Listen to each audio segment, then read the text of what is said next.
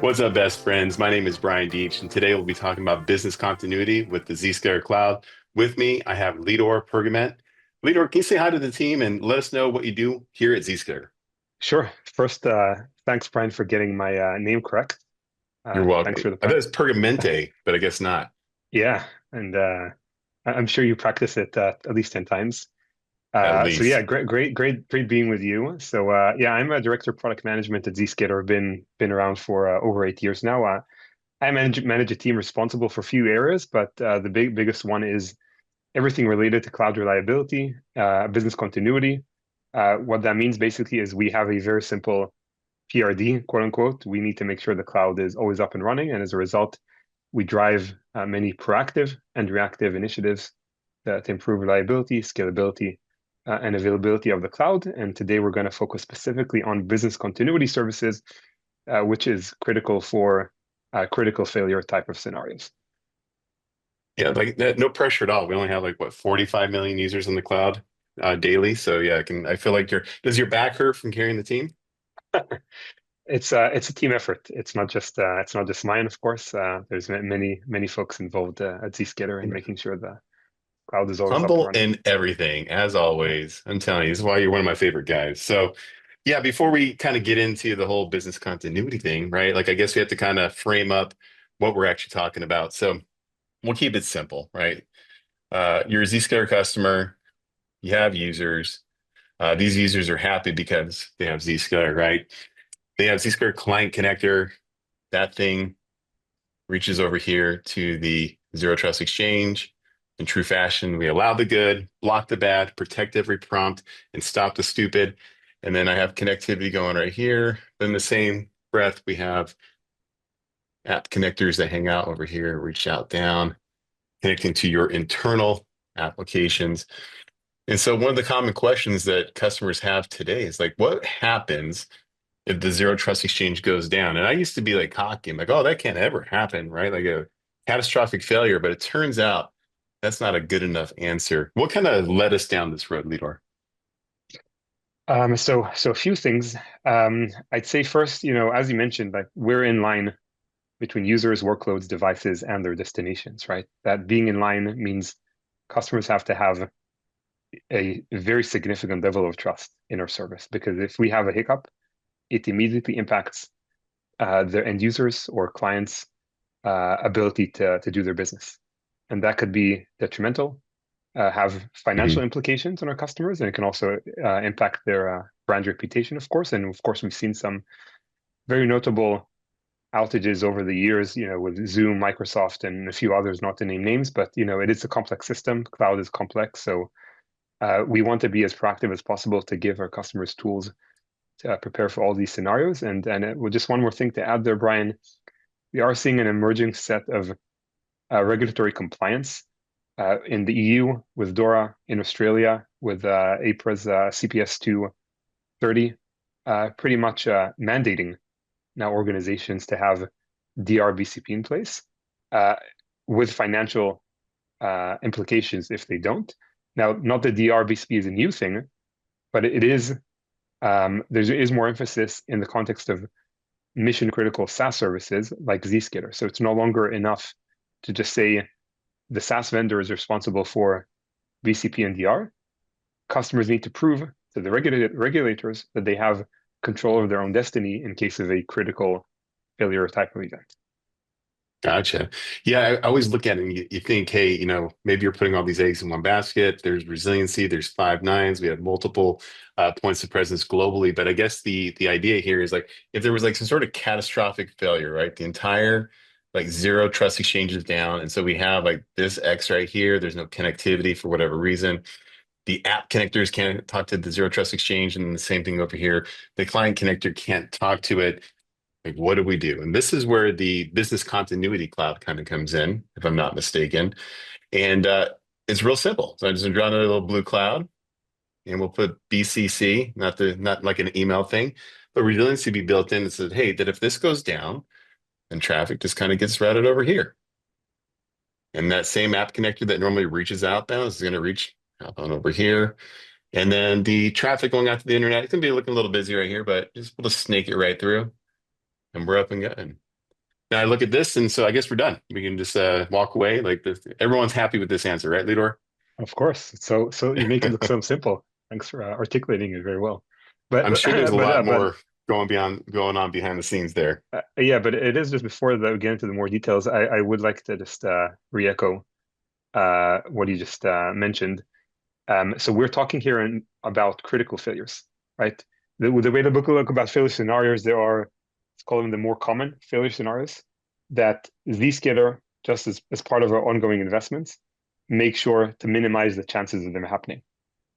So adding more data centers and adding more capacity, architecting our platform for the next level of scale, dynamic DC selection, more redundancy. All those things are things we inherently do to prevent a critical failure from even occurring in the first place. And we measure that using the RTOs or restore time objectives for the Zscaler mission critical services. It's really what happens if we can't meet our internal RTOs. What can we give our customers to ensure they can continue business despite that until we recover the main cloud? And that's where this business continuity cloud comes in. And it's not just one more data center. That's not a cloud. The data center is a data center. The business continuity cloud is a few data centers with dedicated infrastructure just for a few customers, just on a per customer basis. So, all right, that makes sense. So it's not just like a sub cloud. I'm sure some of our people watching this video understand the concept of this. So it's separate infrastructure entirely.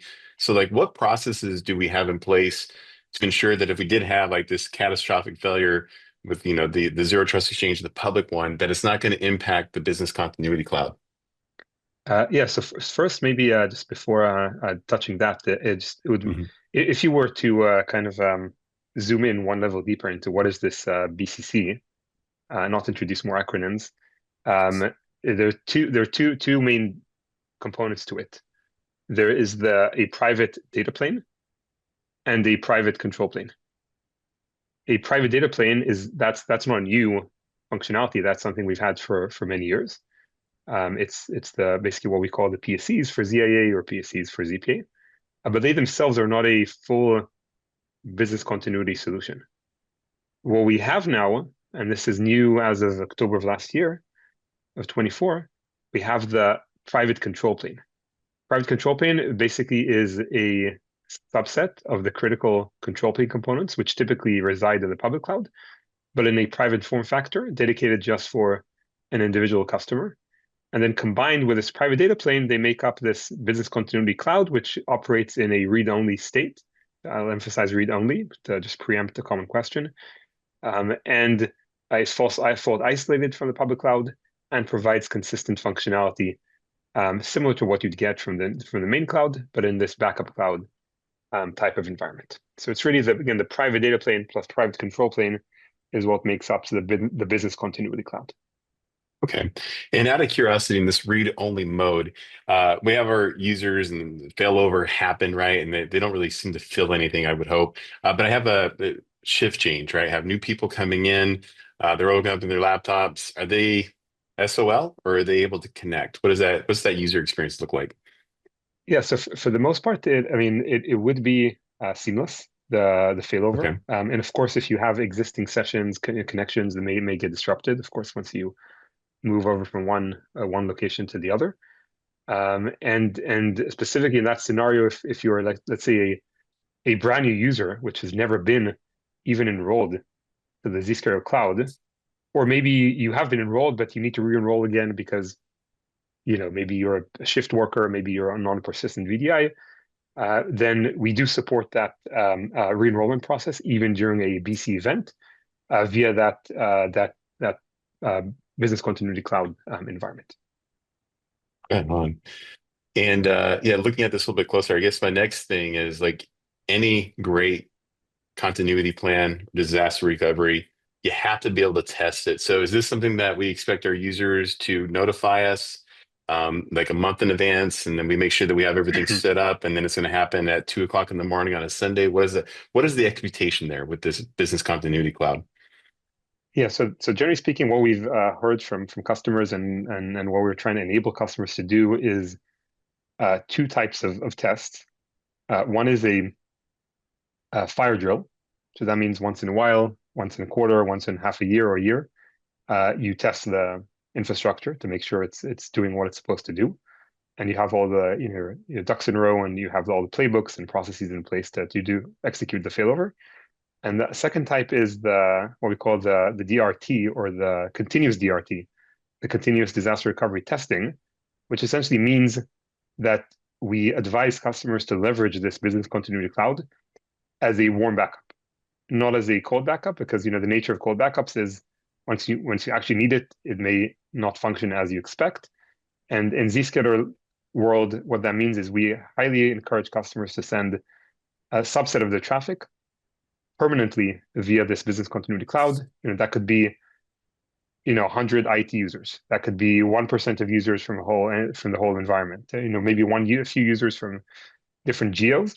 That ensures the continuous testing is in place, and we give a few tools there. You can use the DNS-based method, the DNS TXT record, to trigger a manual failover. You can use redirection policies for ZPA. You can use custom app profiles to enforce users to always go through it. There's multiple options available to enable either the fire drilling or the continuous testing, so that you ensure this is a warm backup, not a cold backup. I would say that, in true Zscaler fashion, right, the Zero Trust Exchange has always been about, hey, we manage the patches, maintenance, upgrades, and scale events. You set the policy. And looking at it from an outsider perspective, I guess the business continuity cloud is kind of the exact same thing. Like, we're taking all that complexity that you would have to normally do yourself, giving it to the Zscaler team to host for you, and then you're just kind of dictating the policy. Is it a fire drill? Is it continuous? We want to do that. We don't want to do the cold standby. We don't have that warm standby. I think there's a lot more here to kind of uncover. But in true short form videos, I think this is enough to get everyone's appetite wet, or at least interested. I have no idea. Lidor, any parting thoughts for everyone watching? Yeah, so I would just to preempt a very common question, and an important question is, how can we trust this Zscaler's hosted business continuity cloud not to share the same fate with the main cloud, or the Zero Trust Exchange? So That was the first question I asked you. I forgot. Yes, I took a mental note. So just to make sure we address that, because that is very critical, and one of the two areas basically we're investing in when it comes to the solution. One is feature consistency with what you get for the main cloud, and two is isolation from the main to the backup cloud. And we won't have time to get into all the details now, but the way to think about it, there are all kinds of isolation dimensions. One is in a physical layer, to think about different infrastructure, dedicated infrastructure, different network, different ASNs, different IPs dedicated on a per customer basis. And then we have a different subset of logical isolation. So, delayed software upgrades, delayed security feeds by a few days, maybe a week.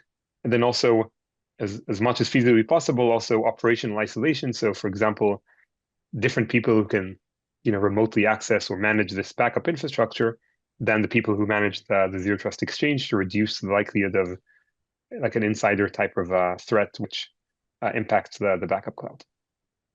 Looks like a lot of time, thought, consideration, and design has gone into the business continuity cloud. Lidor, thanks for taking time to explain this. Everyone watching, do us a favor. If you like the video, comment, share with a friend, or better yet, reach out to your Zscaler salesperson to have more of an in-depth discussion. With that said, my name is Brian Deitch. Thank you so much for watching. Lidor, anything else you want to leave us with? That's it. Thank you so much. Yeah, please reach out if there's any more questions, and we're happy to help. Yep. Thank you so much. You guys are all awesome. Thank you.